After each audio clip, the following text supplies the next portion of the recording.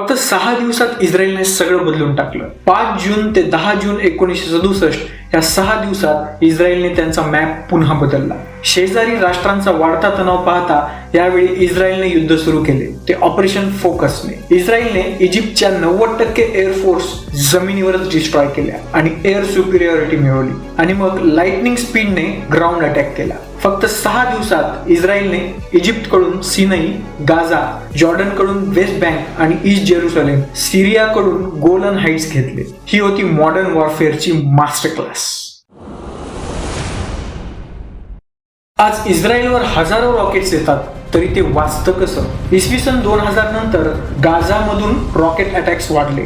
मग इस्रायलने अमेरिकन फंडिंगच्या साह्याने बनवले आयर्न डोम. हे एक मल्टी मिशन रडारवर काम करतं. त्यामध्ये एक कंट्रोल सेंटर असते आणि एक फायरिंग युनिट असते, जे तमीर इंटरसेप्टर मिसाईल सोडते, जे मिसाईल्सला हवेतच न्यूट्रलाइज करते. 90% पेक्षा जास्त रॉकेट न्यूट्रलाइज होतात, म्हणून सिव्हिलियन सेफ्टी मेंटेन होते.